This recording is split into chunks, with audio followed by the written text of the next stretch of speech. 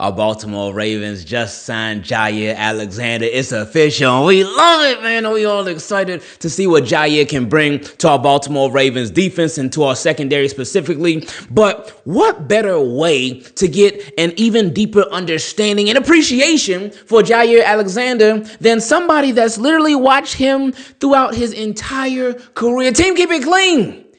We got a very, very special guest on for this one, and he's going to let us know everything that we need to know about Baltimore Ravens' newest cornerback. Team, keep it clean. Very, very special guest in the building. I figure since our Baltimore Ravens, we have officially acquired Jaire Alexander, why not bring in somebody who has been watching Ja for his entire career, and none better to do it than our guy, Tom Grossi. Grossi, welcome to Team Keep It Clean. You done been here before, but welcome back. I appreciate you coming through, man. I always appreciate the invite. I make sure to take off my shoes before I walk into the house. You know, I appreciate it. We got the water. We're ready to go.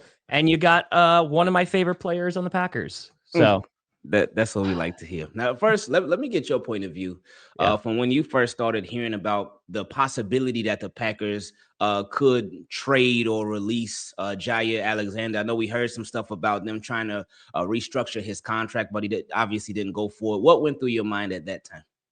Yeah, so this is kind of something that Packers fans have been anticipating for a bit now. There's been some stuff with Jaire Alexander. So let's just talk about the reason why this happened, right? And it's just because he's played 14 games in the past 2 seasons, right? The injuries, unfortunately, have really limited his ability to be on the field. And while he's great when he's on the field, he just hasn't been there these past couple of seasons, and they're paying him a whole bunch of money. So they owed him about like $17 million this upcoming season. And so the only way that this was going to work was if they both came to an agreement of like, hey, we're going to restructure your deal. From the Packers end, they're like, hey, you just haven't been on the field, so you got to take less money. And of course, Jaire does not want to do that. Right. And so it just didn't work out in that realm. But on top of that, like there were some instances where like during the Carolina Panthers game, like he walked out because he's from Carolina and he walked out and was a team captain and was not named a team captain and got like suspended for a week, which I think is funny as hell. But Matt LaFleur did not appreciate that when it happened. But yeah, I think this has just been something. At the end of last year, he was sitting in the locker room at the end of the year and was like, I don't know if I'm going to be back. And that kind of fueled stuff. And we had heard rumblings before that. And then this whole offseason, it's been like, okay, well, maybe he's going to get traded. But then the draft came and went. And the draft was interesting because I was under the assumption that the Packers were going to draft a corner relatively early, right? Because they're anticipating Jaire Alexander not being around. And they didn't. I mean, the only corner that they drafted was the guy whose name I announced, of Micah Robinson, in the 7th round. Nice. So there was some hope after that, and there were some reports that the Packers offered him a restructured contract, and then it was up to Jaire to accept it or not. But ultimately, things fell through. So this was kind of one of those things that Packers fans were anticipating. It's unfortunate based off of just the depth that we have at corner right now, but you kind of understand it. From the standpoint of the Packers, of like, you just need him to be on the field and you couldn't pay him that amount of money. Right. Yeah, that definitely makes a lot of sense. Now, I know there were a lot of Packers fans. I know my guy, Official 414, I know I talked to Cheesehead TV too. Yeah. And they were just hoping like, please just Jaire, we know the Packers cut you. Please just don't go to the Vikings. Don't go to the Lions. Not that purple team. Yeah. So how did you feel when he ended up coming to the Baltimore Ravens instead of one of those? I saw purple and I was like, it's not that one. We're good. The fact that he went to the Ravens, I think it works on a number of levels, right? So the rumor was that they had a deal with the Bills potentially in place because I know they need some corner. They wound up drafting a corner in the 1st round. But I like this for a couple of reasons. One, I think for the Ravens, it makes a whole lot of sense. They could use some depth and some additional veteran support in their secondary. But 2, it's the Lamar Jackson connection, right? And it was reported that he took a lesser deal with the Ravens to go play there than elsewhere. So I'm very happy that he's not within the division. But also just being reunited with Lamar Jackson, they've always had that friendship. So I'm just happy that he gets to play with his guy. And it definitely is like a 1-year prove it deal. And I know that there are some Packers fans out there that are super pissed that are like, what do you mean? Like Goody couldn't offer him $4 million plus $2 million in incentives. And it wasn't that whatsoever. It's like he still has to accept that contract. Right. And ultimately that they just couldn't come to an agreement. So the fact that he is not in the division, we will be seeing him again, when the Packers and the Ravens play. But nah, man, I think it worked out for the Ravens pretty well. And if he can stay healthy, it'll be fun. Yeah, and that's the part right there.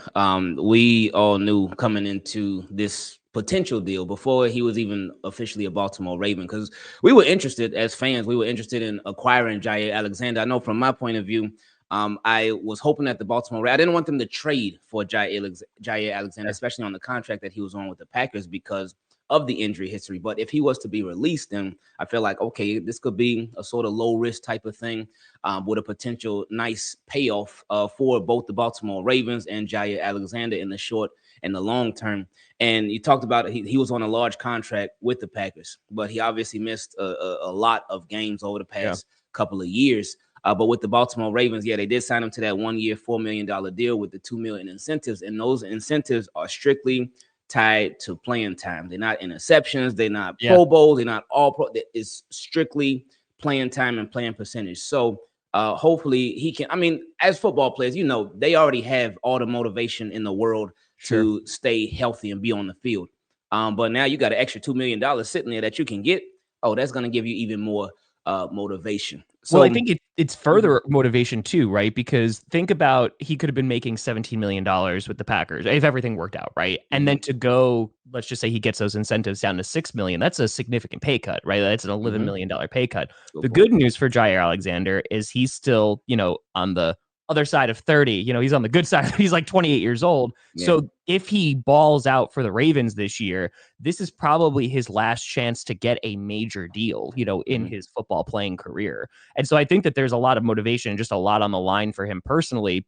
And for the Ravens perspective, this is a grand slam, right? Because what's the worst case scenario? He doesn't play. Okay, it's $4 million. In the grand scheme of your cap, it's not going to be a significant amount. So I think that, to get that veteran leadership back there, if he is playing, like you said, all the upside in the world, and if not, it's super low risk. All right, that's true. Now, watching Jaire Alexander his entire career, what are some of the things that he is best at? What are some of Jaire Alexander's best qualities as a cornerback? So here's the thing. Tackling will be interesting. So that will be interesting. Not necessarily the strength, but for Jaire, man, like he has proven that he can be a lockdown corner. Now, I will say, unfortunately, injuries have hampered a bunch of his career, and some of the All-Pro days, they're just a few years back. But the guy at the bare minimum is going to be able to, cover a wide receiver one pretty darn well. He went up against Justin Jefferson twice a year, and Vikings fans will chirp of like, oh, because some days he'll get burned and then some days he'll be like a true lockdown corner. So I think in terms of that consistency, he can bring that against some of the better wide receivers in the league. I'm curious to see like how he is going to fit into the Ravens scheme and like what they're going to ask him to do. But in terms of just his playing ability, like when he's healthy and he's on, he's still one of the better corners in the league. I don't think that he's necessarily like that elite talent anymore. And again, that's not even a fault through his own. It's just like within the scheme and then also just the injuries. But I think right now, like you throw him back there, there's not going to be a ton that you're going to have to worry about, right? I think more often than not, he's not going to get burned and, he's going to be able to lock down whatever you need. He does. We love to hear stuff like that, man, because our secondary last year, they were pretty good overall. Made adjustments. Marlon Humphrey, he was a guy, obviously rookie Nate Wiggins. He did his thing last year, but our other outside corner, it was Brandon Stevens. Now, Brandon Stevens, he was a very tricky cornerback because it kind of sounds like the opposite of Jaire Alexander, because Brandon Stevens extremely physical. He ain't afraid to tackle anybody, whether it's a receiver, a running back, tight end, whoever, but he just struggled to make plays on the football. And it was crazy because like a couple years before, the year before that, he was locked down. He played amazing football. He was great. But then last year, I'm not sure exactly what happened. He just struggled to get his head turned around. But with Jaire Alexander, sounds like that obviously wouldn't be an issue. Now, you did talk about with the tackling. It could be Yeah, interesting. So we'll see how that be goes. interesting. But what are some other things that he could possibly struggle with? Maybe. I mean, like so you look at like Justin Jefferson, right? Who's Mm-hmm. arguably one of the best wide receivers. Mm-hmm. Like you Yeah. can find some streaks of just like, hey, Jefferson's on one that day, and Mm-hmm. no one's going to cover him. But I feel like there have been. He's just like I said, he's a few years removed from like his all pro, elite seasons. But at the Mm-hmm. same time, I think that besides the tackling, it's every now and then, he'll let one go. He's not going to be your interception guy. Like, I don't think he's going to be your ball hawk. He's going to be more for just like coverage. So I think that like I said, I'm very curious to see what expectations are going to be with Jaire Alexander, Mm-hmm. especially with the contract that he's been given. The Right. Ravens weren't like, hey, here's a ton of money, because Mm-hmm. we believe that you're our long-term solution at corner. So I'm curious to see if he is going to kind of just be, I would imagine on the depth chart, he's what, CB2, CB3, Right. somewhere around there. Mm-hmm. So yeah, I think you can't fully rely that he's going to be the guy every single time, but I think depending on how you utilize him, he's going to provide at least some stability back there. So Oh yeah, yeah. the tackling, he's not going to be an interception guy, but you could throw him back there, and I would say a good amount of the time you're not going to have to worry about it. Okay. Hey, that's cool Which because for $4 million, man, like yeah. that's pretty solid. Mm-hmm. And it's all about depth too. With the Baltimore Ravens, they run a lot of defenses where there's 3 and sometimes 4 cornerbacks out there. So he definitely will get his fair share of playing time as long as he remains healthy. And what I envision him being for the Baltimore Ravens, again, is that outside corner for them. Yeah. Nate Wiggins will be one outside corner. Marlon Humphrey will be the slot corner who can also play outside too. But then that other outside corner would be Jaire Alexander. So I'm excited to see what he brings to the table. Now, we talked about his play on the field. Sure. We talk about things that he's great at, things that he could possibly improve on. But how about that swagger? How about that confidence? How is his vibe? Because we've seen Jaire Alexander. There's that famous clip where he interrupts that the lady doing the interview outside of the Packers Reporter. Stadium. Yeah, there's the what you just talked about with him making himself one of the captains of the team. How is his vibe? Because Ravens got a lot of personality, which we love. We appreciate a lot. So if Jaire Alexander can add to that even more, bring it on. But how is he with that? Dude, like unique, I think is like the perfect way to explain Jaire Alexander. Like just it's so funny because like even years ago, like he brought like the idea of like yoga and just being like super duper zen, but he's an out there dude. Like he's just a weird dude, which I love just because again, like when players are able to like show their personality or like it comes through, it's pretty great. So I think just the combination of being somewhere where he is not going to even have the responsibilities of a CB1, right? Because when he was playing with us, like that was the expectation. He got paid with that expectation. And when he wasn't on the field, I think that there was a lot of frustration just from the Packers standpoint and also from Jaire's standpoint because he couldn't play, right? So I think just bringing that kind of personality into a place where he's not going to have that level of pressure, but at the same time, he has that familiarity with Lamar Jackson. I mean, like those practices, I think that'd be so much fun. So I think just being somewhere where he has that familiarity, he already has friends in the building. I think that he's going to be a great addition to the locker room. And at the bare minimum, you talk about the youth that's, with the Ravens. I know you got Nate Wiggins and stuff. Like he's just going to be able to provide an additional veteran presence there. And I don't think he has any problem saying like, hey, especially in practice against wide receivers too. Like he's very much like, hey, this is how you get better.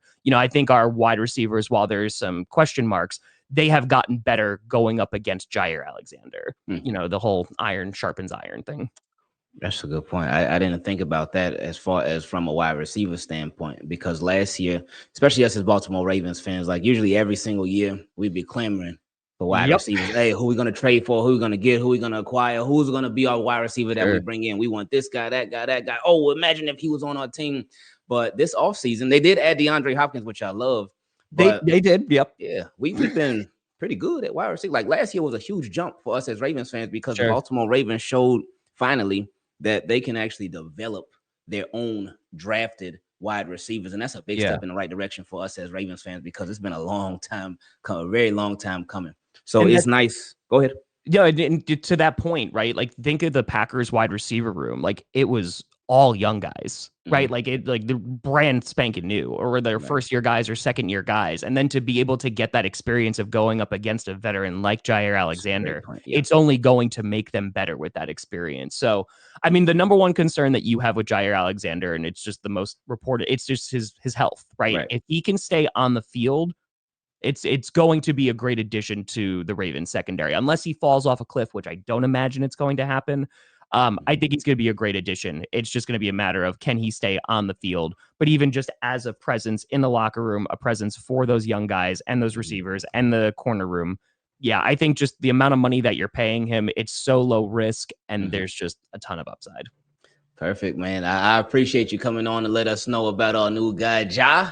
And Grossi, for everybody who, well, I'm sure they already know who you are, but just in case they don't, let them know where they can find you.